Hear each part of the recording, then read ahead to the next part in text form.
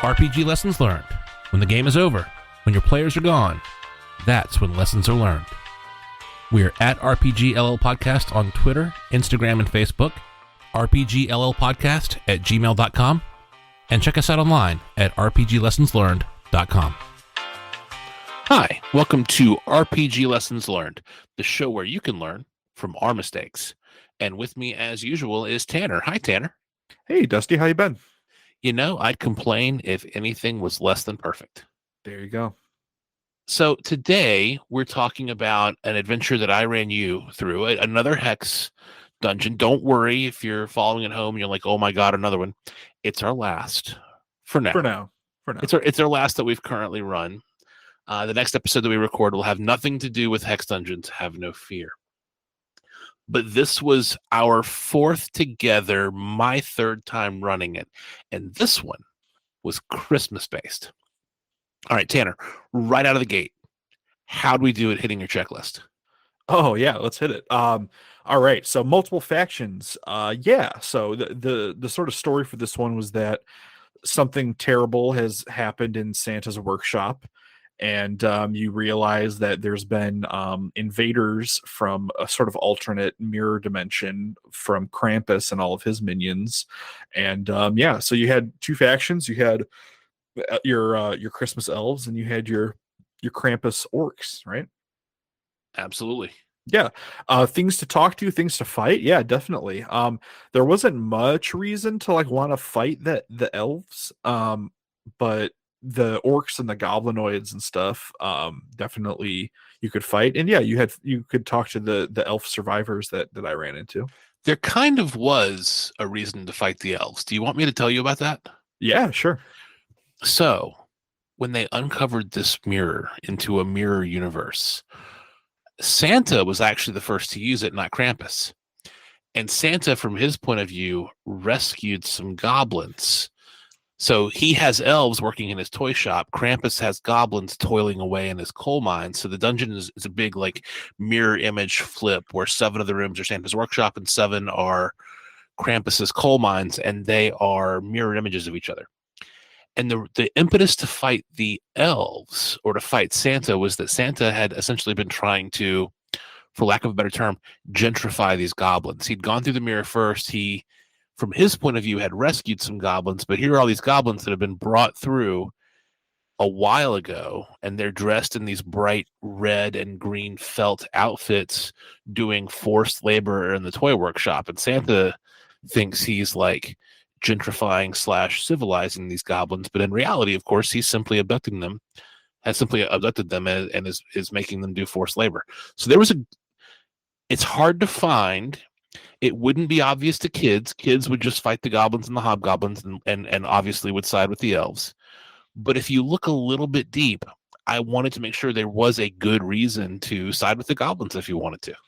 Yeah, and I was playing my same character from last time, Fife, the elf, and I think the tack I sort of tried to take with this character was that he was deeply protective of his kinfolk, other elves, right? So that's sort of the thing I latched onto to want to do. So I think if you had a different character who was looking for different things, they definitely could have ended up with that conclusion. But I think Fife saw elves in danger, and he was kind of looking to look out for them. Not only that, but the first time you ran into hobgoblins, we've had several episodes talking about reaction rolls going well.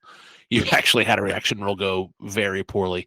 Yeah. It wasn't a 2, but it was a 4 on the 2d6. So, yep, and that's that's part of the fun of the game. The dice have their own idea of what's going on, and that kind of dictates how things move forward. Yeah, that's cool. Point number 3, items, traps, puzzles to interact with. I would give this a big thumbs up. This was sort of the crux of the adventure, and the definitely the coolest part of it for me was the fact that in the middle of this hex dungeon, you had a mirror to the other side of, the dark, twisted version of Santa's workshop, which was Krampus's workshop. And the interacting with my the mirror room puzzle and sort of my mirror self and stuff that was so cool. I had a huge grin on my face the whole time we were doing that. Awesome. So items, traps, puzzles, check. And then finally, something you should probably run from. I don't know about this one. I think You're shaking your head no. I I felt pretty powerful for this whole thing, and I think me and my shadow double, we showed up to Krampus, and I think we just kind of smoked his ass. you did. I think you shared with me at one point that you were down to like a couple hit points. Yeah. It wasn't. Yeah, you're right. It was a hard fought thing, but at no point did I feel like I'm like, oh, I gotta get out of here, right? No, yeah. The only thing that was close to something to run from was a room that you actually didn't go to. So the mirror image to Santa's stables where he keeps his reindeer was Krampus's wolf kennel where he keeps his wolves for his dog sled. And you didn't go in that room, but if you would have gone in that room, you would have died. There were 12 wolves in there that would have been a heck of a fight. Yep. Well, I'm glad I didn't run into it, and I'm glad you have it in there. If someone else decides to poke their head in there, hopefully they get the message and say, "Yeah, actually, you know what? I don't need to go in there." Yeah, hey, maybe listen at the door before you open it, hear all the growling and snarling, et cetera, et cetera, et cetera. So there kind of was a thing to run from, but it was not wandering the dungeon. Yeah, So and I I think that's okay. I mean, you got to mix it up a little bit if we're doing. Otherwise, it's too formulaic with what we've done before, right? So I'm fine with fair. it. Yeah. So the whole mirror realm concept. I'm going to describe this puzzle briefly for those listening. So when Tanner's character Fife found the mirror, there was a hobgoblin on the other side. And in my view, I didn't want to do like elves and orcs or opposed, so I decided hobgoblin would be more fun. So there was a hobgoblin on the other side of the mirror that was mirroring everything he was doing. So Tanner couldn't walk through the mirror because Mirror Tanner was doing the same things he was doing. So if he tried to push through with his hand, so would Mirror Tanner, and their hands would just meet in the middle. If he tries to hit it with his weapon, so would Mirror Tanner, et cetera, et cetera, et cetera. So you couldn't get through. I will tell you, audience, the solution. I didn't have like one solution in mind. I wanted to be open ended. And the open ended thing that I came up with was if you do something that your mirror self can't do. So Mirror Tanner had like a war hammer or a war pick instead of a sword. So if Tanner would have taken his sword and like cut something, that war pick wouldn't have done that. So Mirror Tanner would not have been able to replicate that. And the spell would have been broken, right? And then you two would no longer be exact mirror images. Now you're doing different things, and you could step through, or he could step through, or both. The way you accidentally broke it is you grabbed a hobgoblin corpse on your side of the mirror and dragged it over. Yeah, so I thought that it had something to do with the fact that they were all covered in soot from the coal mining they were doing on the other side. So I thought the soot was the magical thing that let them pass through. But Nope. yeah, The thing that let you pass was when you held up that corpse. Well, that corpse came from that other side. So he didn't have anything to hold up. right. So that's when he was confused, and all of a sudden you're not mirroring each other anymore. So that was the solution. So now that I've shared that with you, Tanner, because I don't think you knew that until this moment. Now that I've shared that with you, how was the mirror puzzle? Was it the right level of open-ended puzzle? Was it too open-ended? Was it too puzzly? I thought it was just the right level of open ended. It was just open ended enough that I didn't actually need to figure out what was going on to solve it. I mean, does that frustrate you at all? I mean, like, it's a very clever idea, but like, did it frustrate you when I kind of bumbled my way through it and I went, oh, okay, I guess that was it. And then I kind of walked through. When you were like, in my head, it's the ashes. For like 10 seconds, I was like, man. But then 10 seconds later, I was like, it's kind of cool that he doesn't know why. Yeah. And I think that's, you know what? Tanner, go through my life not knowing why about so many things. And that's just part, like a puzzle, a question, a dungeon to be solved. Sometimes that's kind of fun when you just something's mysterious and you go, okay. I could tell that no matter what was happening, I knew that you, Dusty, had the logic of what was going on. So I knew that you weren't just being like, oh, I'm just gonna kind of fart around until Tanner does something interesting and then I'll let him through. Like, that's not the kind of GM you are. There are No. GMs like that out there, and I don't like playing with them. But like, I'm glad that you had an actual method to get through. I think it's really, really cool. Yeah, I had really clear rules in my head, and I was hoping it would work, and it really did work. Of having a solution in my head, but having it be so open ended that there were literally infinite solutions lying all around you.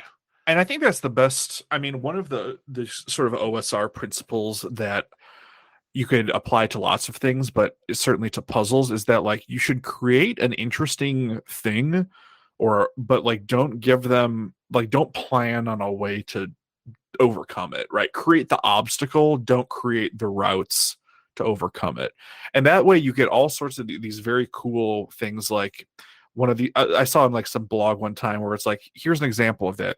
There's a treasure chest that's completely indestructible and it will only open if it is in free fall for 10 seconds. How do you how do you do that? Like that's, and as the GM, maybe you have some idea, but you're like, I don't know, that's the player's problem to figure out. And then you wait for them to find something interesting and funny and plausible, and then maybe you require a roll to see if it works. Maybe you just think it's a good idea and you let it work, and then they open it up and everyone had a good time. So 10 seconds, 9.8 meters per second per second. Even if it was just 9.8 meters per second, that's still almost 100 meters. I think any, but obviously it's per second, so it'd be even higher than that. I think any treasure chest would open after being in free fall for 10 seconds. I'm sure it would. Yeah. Another one I saw was that like another cool idea was there's like a magical sword in a pool of water, like in like 10-foot deep water. But when you touch it, it magically glues your hand to it and you can't escape. So you have like, however long you can hold your breath. Maybe your friends get air bladders and bring it down to you while you try to figure, like, that kind of open-ended puzzly type thing I think works so well for the style of game that we like to play. So big thumbs up for me on that one. Cool. I'm leaving that one alone then. So interacting with your mirror self. I did a reaction roll here. I love the idea, frankly, of you fighting your mirror self. Of course. And it was kind of that in my head was this encounter, is that once you break the spell where you're mirroring each other, then, it puts a challenge on the GM, but it like makes the GM quickly have to roll up a character or roll up an NPC that has very similar stats and a very similar combat style. And kind of like, in video games where one of the bosses is you, but like a darker version of you. I love the idea of you fighting yourself, but I did reaction rolls. You did not get a super high reaction roll, but you got just like into the positive side. So if you remember, he was like very Ethan. We named him, by the way, which is 5 backwards. 5 backwards. Yeah. Oh, Ethith. But Ethith was curious about you and interested in you because the reaction roll was positive. Yeah. But boy, if you would have made the wrong move. Oh, sure, yeah. But once I saw that reaction roll, or I didn't see the roll, but I saw the effects of the roll, I knew that like I wanted to team up with this guy and take down Krampus. And that was really cool. It was like a buddy cop movie with myself, which for a one-on-one game is awesome. How great would it be to meet the badass version of yourself? You don't think I'm the badass version of myself? I mean, I'm talking about Fife. Oh yeah, Fife. Yeah, maybe Fife is the dark reflection. Maybe Efif's the real one. Fair enough. Yeah. So interacting with your mirror self overall, because in room after room, he helped you in combat. It's like all of a sudden the game. I think that's a good point, by the way. You said you didn't feel in danger. When I gave you Fife to fight alongside you, and I had already done all the solo rules to make it easy for one PC, and now that PC has an ally who is me again, like literally. Yeah. Maybe there's something I can think about there. Like maybe if have a note that says if they team up with themselves, twice as many enemies or something like that. But that feels a little swingy. Maybe you could just have it's a little bit stricter and harder to ally with them. Maybe like, you can have some note in there where it's like the mirror version won't ally unless they get a 9 or higher on a reaction roll, and the PCs do this, and this to immediately appease them or something like that. Because I like the idea that you can be clever and become overpowered. Like I like that kind of thing. I like that idea, and here's why. The other idea I had for your mirror self was that if you go through the mirror at the same time, that everything you do on Krampus's side, he's doing on Santa's side. So if you go slaughter a bunch of hobgoblins on Krampus's side, you'll come back and find that your mirror self has slaughtered a bunch of elves. Right. So I should have like roll a reaction roll and then have a range of things that could happen. Yeah, or even just leave to the GM like, hey, this is a dark mirror. Here's like 3 possible ideas you could have with it. Pick whatever sounds interesting and run with that, Ooh, I'm gonna add that. That's really fun. Yeah. All right. So you seemed, frankly, to run out of steam on this one. Uh, Now, part of that was you immediately gave me feedback after we finished playing because I do that. I ask for feedback, and so do you immediately after the game. And you were like, "Man, your room descriptions were really long."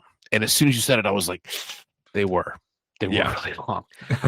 I was trying to do this cute thing where I wanted to not name the room and just like describe it and have you figure it out. But looking back, I would just be like, "You're in a workshop," instead Yeah. of being like, "There's lots of wood and sawdust and tools and half finished toys." I think you're in a workshop and you see some half finished toys, and just don't even mention the tools. They're implied to be there. Would have been smarter. Is that why you ran out of steam, or was the dungeon too big? No, I don't think the dungeon was too big. I think so.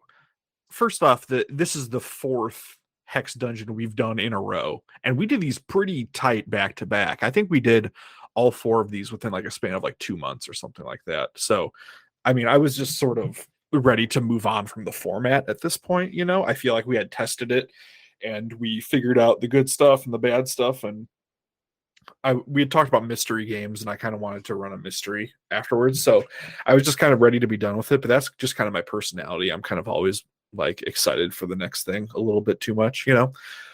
But yeah, so once I pretty thoroughly explored the near side of the dungeon, Santa's workshop, and then once I realized that the far side was just going to be everything I did, but again and sootier and eviler, that definitely, like, the pacing of that was like, okay, like I go into this room. I think by the end we were kind of just like, yeah, just talk about what you do and I'll require a roll if I need to or something like that. So yeah, maybe that was part of it.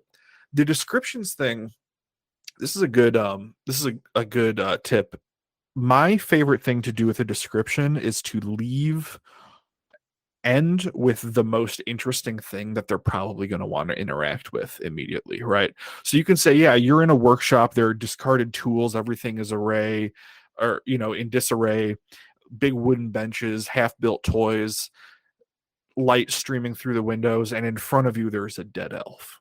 Boom. That's a call to action. Players are instantly going to want to be like, oh, dead elf. But if you start and say, you see an elf corpse savaged in front of you, the rest of the room is a workshop, and there's this, that. Like, I don't know. Maybe it's just me and my ADHD, but like my brain turns off. I'm like, I got to know about the thing on the floor. And like, it's hard to listen when you're theorizing at the same time, right?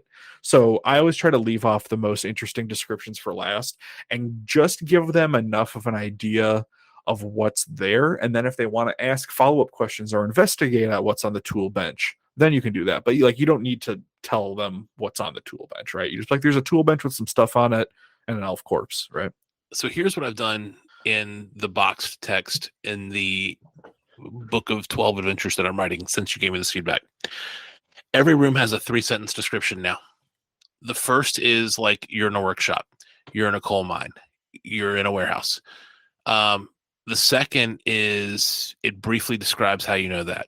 There's tools and toys littered all over the place. And then the last sentence is, what makes this room, like, what just happened here? There's 2 hobgoblins standing guard. There's an elf corpse.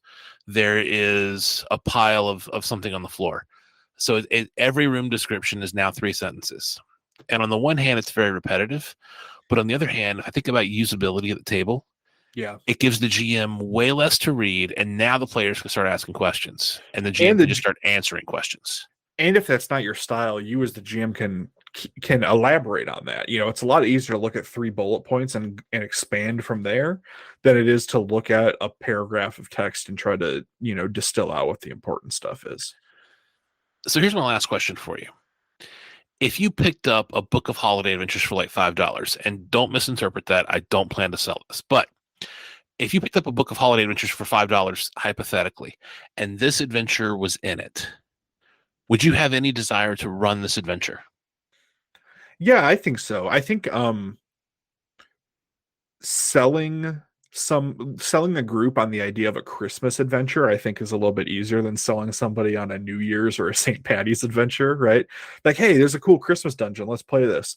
And the setup that you have is so interesting with like the mirror thing.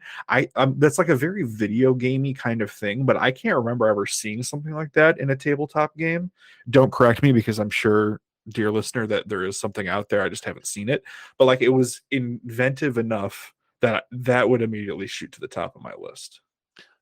My inspiration, just so I tell you, is a game that I have never actually beaten, but that I've started about 150 times, which is the third Zelda game. What's it called? Link something, the Super Nintendo Zelda game where Link to the Past. Where it has the Shadow Realm and stuff. Yeah.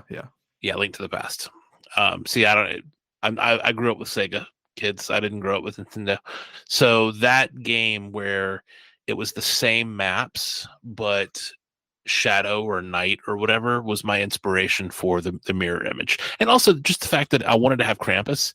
And at first the adventure was just going to be 14 rooms of Krampus's, coal mines or whatever, and like killing Krampus and like getting to the end and killing the boss monster. But I was like, oh, this is so boring after like the seventh room. And that's when I had the idea, wait, let's join Krampus and Santa kind of at this dimensional rift. Let's join them back to back. That way you see the juxtaposition of Santa and Krampus back to back. And that's when it came together for me.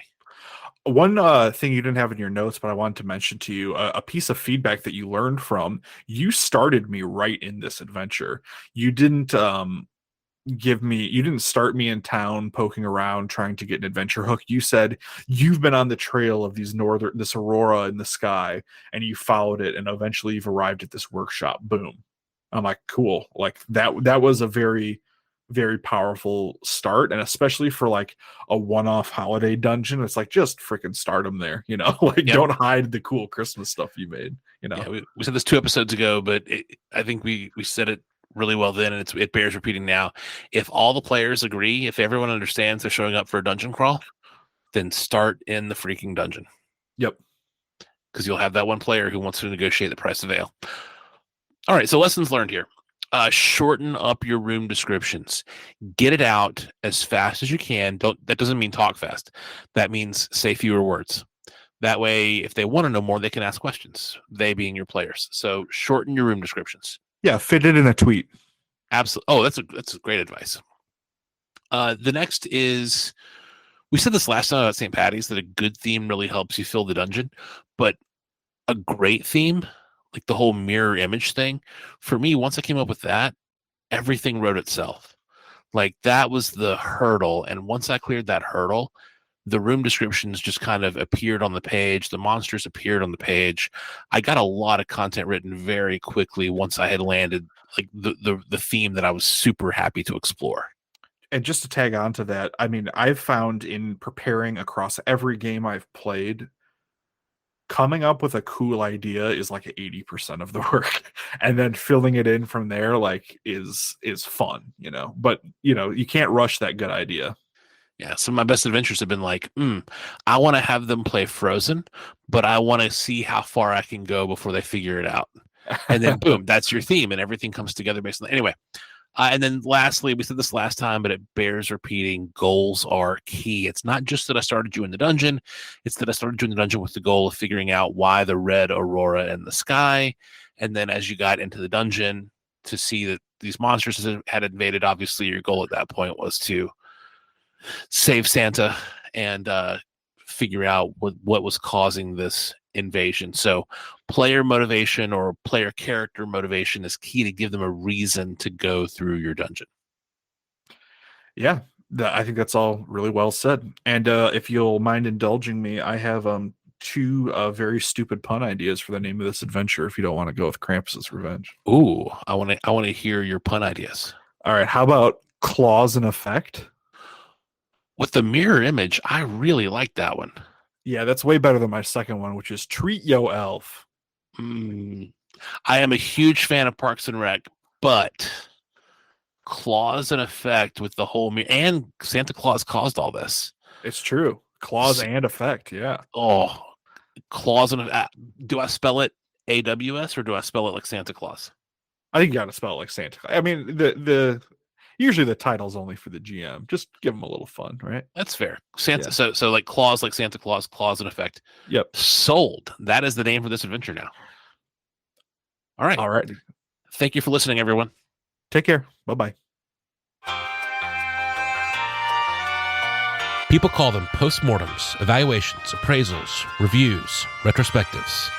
We call them lessons learned, and we're sharing ours with you.